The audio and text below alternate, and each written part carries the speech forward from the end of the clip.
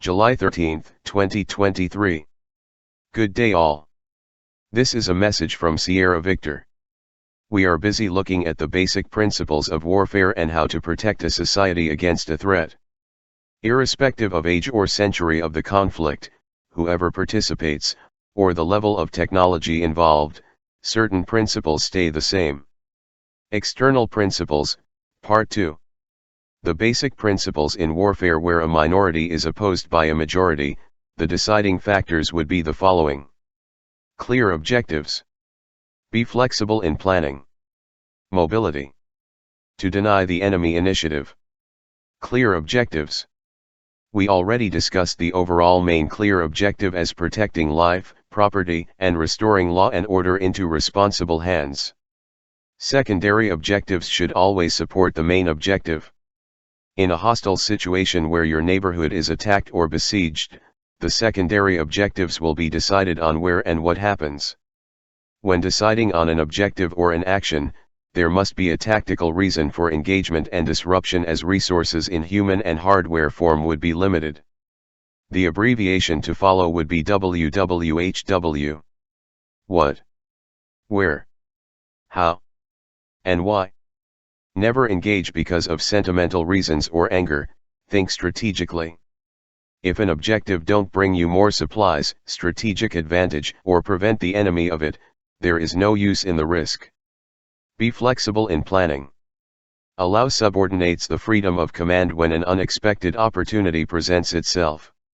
General overall command is necessary, but lower ranks will be intimately familiar with their position, their immediate strength and capabilities to capitalize on a mistake by the enemy if it presents itself. General overall planning is vital, but within this set framework, sufficient room should be left for initiative on the spot. Mobility. Mobility favors smaller, compact, well-trained units more than a large group. In South Africa, this principle was made famous during the Anglo-Boer War by General de Wet and General de la Rey. Numbers do give a feeling of security, but we as a nation have never been in the majority during any conflict. In fact, we are used to be outnumbered. Quick deployment of smaller, more effective groups would divide enemy forces as they would have no single large target. To ensure mobility, vehicles like 4x4 and motorbikes for scouting as well as fuel would be the single most important commodity. To deny the enemy initiative. There are many ways to achieve this to consider. Disruption of communication. Disruption of mobility. Disruption of supplies. Disruption of comfort. To disrupt communication in today's world, electricity plays a major role as cell phones and radios need it to charge or to stay on. Electrical substations are everywhere. Think. To disrupt mobility would be to slow down the advance and momentum of an attacking force.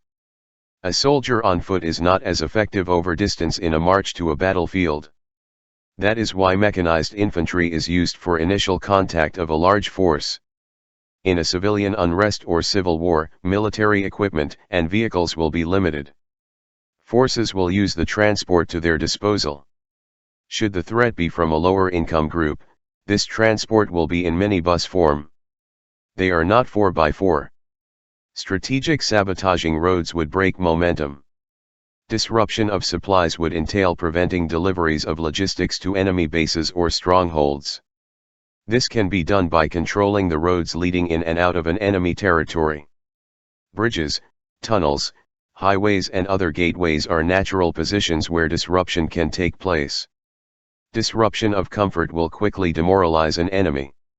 This can be done if they don't have access to supplies, water or electricity or medical facilities. Unpredictable hit and run tactics 24 hours, 7 days a week would keep them living in fear and depreciated of sleep. Learn from history, demoralize the civilian element of the enemy with fear. Thank you for listening or reading this message. Please feel free to use and distribute as needed.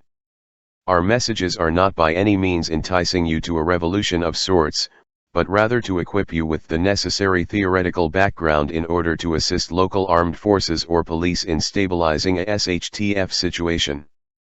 Please contact any admin on any Sierra Victor group for our previous material or search for our channel on YouTube. We wish you well. Sierra Victor.